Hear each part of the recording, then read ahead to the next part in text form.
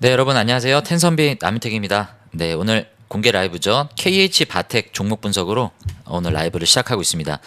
오늘 KH 바텍을 다루는 이제 주제는 힌지 쪽이 아닙니다. 폴더블 쪽은 관심 1도 없어요. 근데 KH 바텍이라는 종목의 상징성이 힌지를 떼놓고는 말을 할 수가 없기 때문에 간단하게 힌지에 관련된 내용들을 말씀을 드릴 겁니다. 그리고 뭐 비교되는 게 파이nem텍 같은 종목들도 있는데 관심은 없어요. 저는 뭐 삼성전자, 애플, 폴더블 관련해서 종목을 다룬 적은 한참 전 얘기입니다. 과거에 한번 다뤄봤었고 지금 관심을 갖는 건 아니지만 우리의 관심사는 로봇이죠. 그래서 우리가 로봇 쪽으로 관심을 가져봐야 된다 좀 말씀을 드리고 코스닥의 최대 수혜주, 코스닥의 기관 유입의 최대 수혜주는 누가 뭐라 해도 시총 상위에 포진되어 있는 로봇 대장주입니다. 대표적으로 레인보우 로보틱스죠. 얘는 삼성 자회사로 편입이 된 이후로 여러 가지 기대감도 있고 세종시의 공장 완공도 앞두고 있고 그리고 이제 삼성 벤더들 중심으로 펼쳐질 공장 자동화의 최대 수혜주 아닙니까? 그래서 대장주 흐름을 가져가고 있고 이 무거운 애가 상한가도 한번 찍고 내려올 정도로 강한 흐름이 나오고 있고 그 다음이 누굽니까? 로보티즈죠. 얘 전고점 돌파 직전입니다. 30만원 찍고 내려오긴 했지만 언제든 다시 돌파를 할 수도 있는 그런 흐름들을 가져가고 있고 코스닥 종목입니다. 그래서 코스닥 시총 상위에 있는 로봇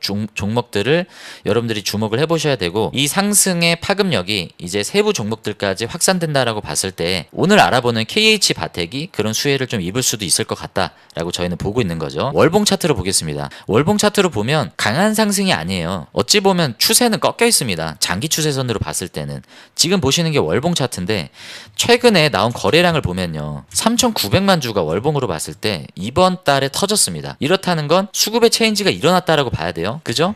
기존에 나왔었던 거래량들보다 압도적으로 높은 그런 거래량들이 나왔고 일봉 차트로 와서 보면 최근의 추세가 완전히 돌아섰다는 걸 볼 수 있습니다.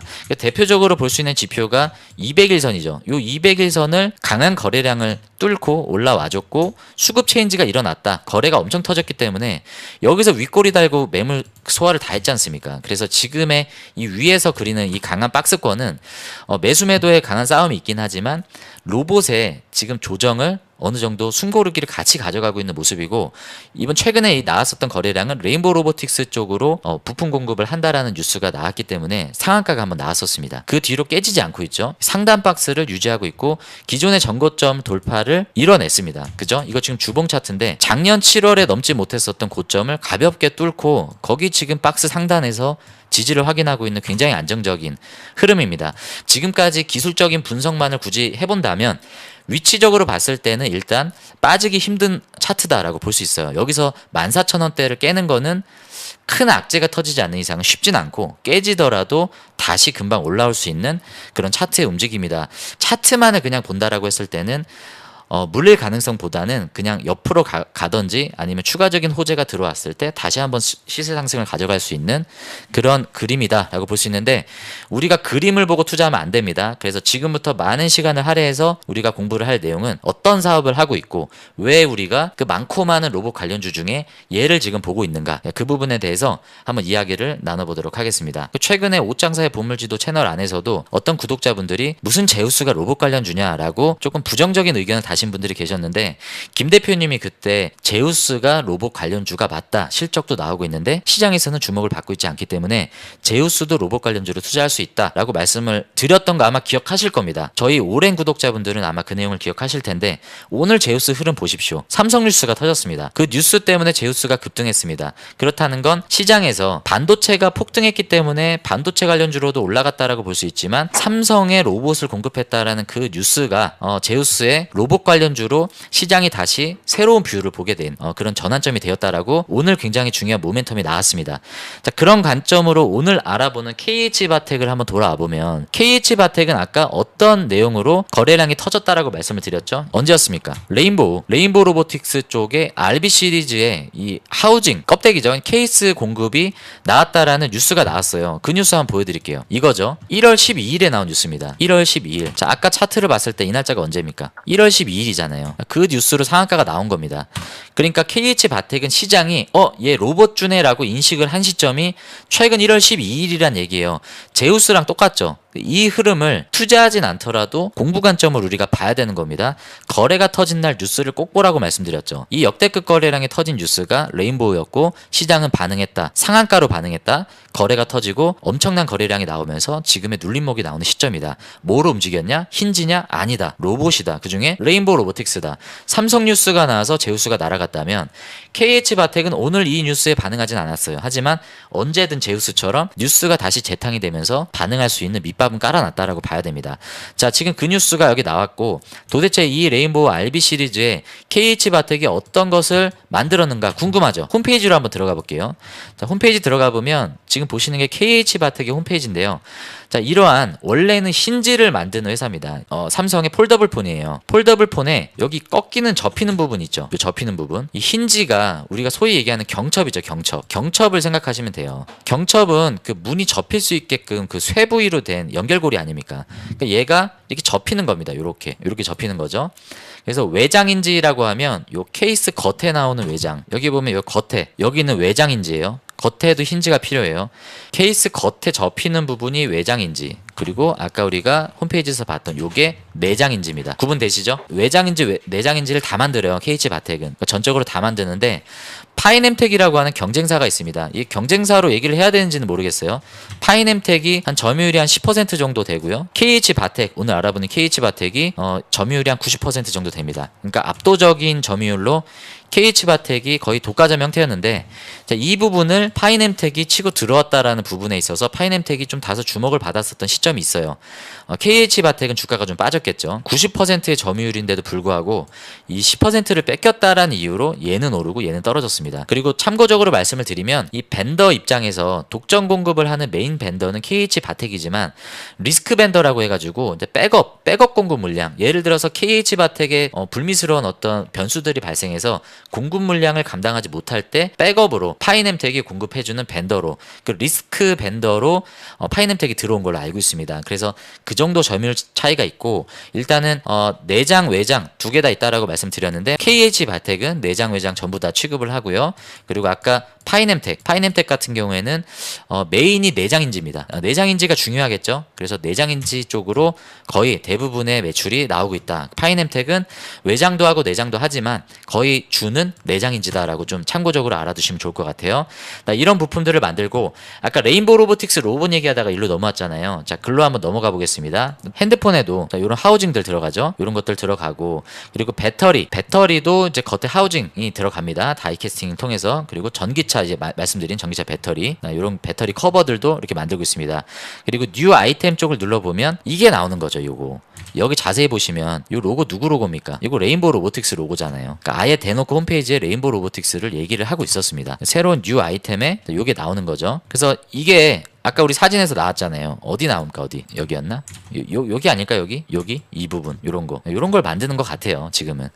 이게 뭐 핵심 부품이냐라고 생각할 수 있겠지만 얘네가 이것 말고 로봇 테마를 받을 수 있는 또 다른 뉴스가 있습니다. 그리고 아까 홈페이지에 보면 힌지 쪽 보면요, 이거를 어떤 공법으로 만드느냐, 뭐 다이캐스팅으로 만드느냐, 뭐 맞지만 여기 보면 우리 기존 공부하신 분들, 특별히 한국 PIM 공부하신 분들은 익숙한 단어가 나옵니다.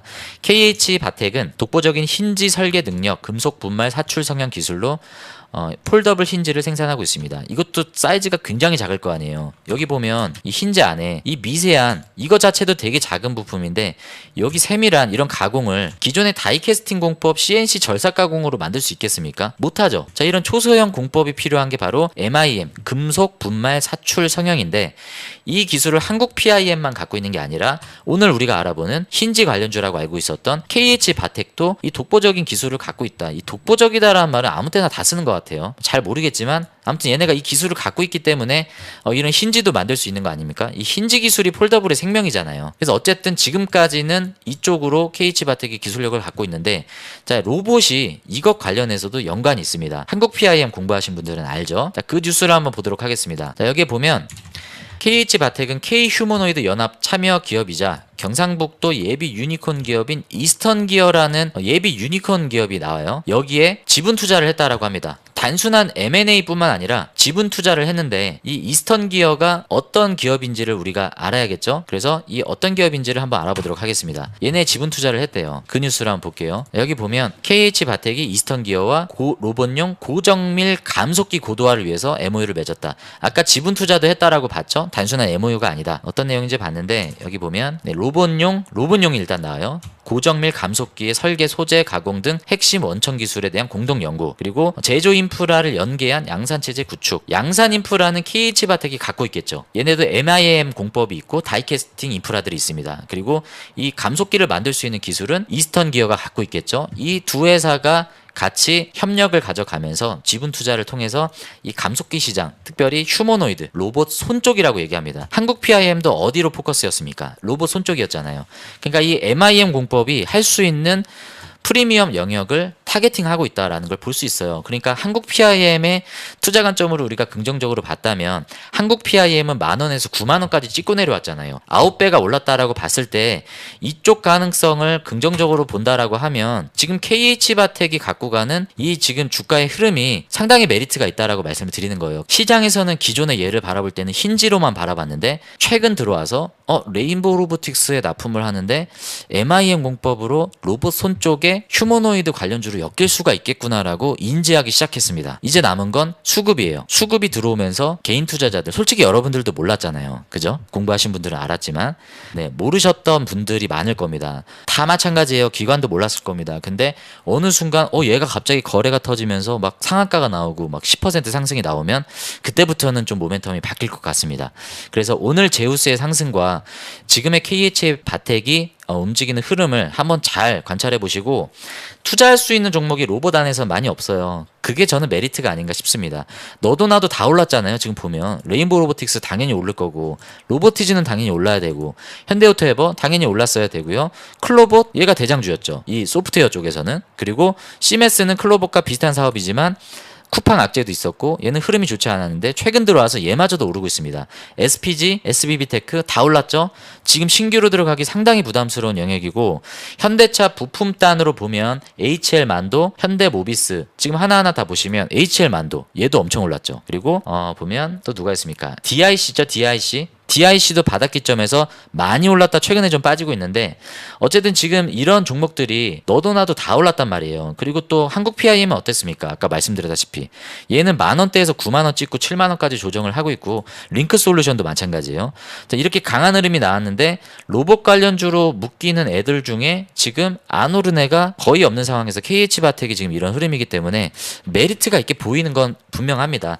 그래서 그런 관점에서 오늘 종목 분석을 좀 해보자라고 말씀을 드렸고, 힌지 관련된 내용이 있어서 제가 이거는 한번 뉴스를 한번 여러분들에게 소개를 해드리도록 하겠습니다. 이거 2024년 뉴스예요. 한참 더 된 뉴스입니다. 근데 그냥 KH바텍인데 힌지 얘기를 안 할 수가 없잖아요. 짧게 볼게요. 아까 제가 말씀드린 점유율, 거의 대부분의 점유율 독점이었다고 합니다. 2019년부터 이 폴더블 쪽 힌지는 KH바텍이 거의 독점이었어요. 삼성전자 당연히 독점이었겠죠.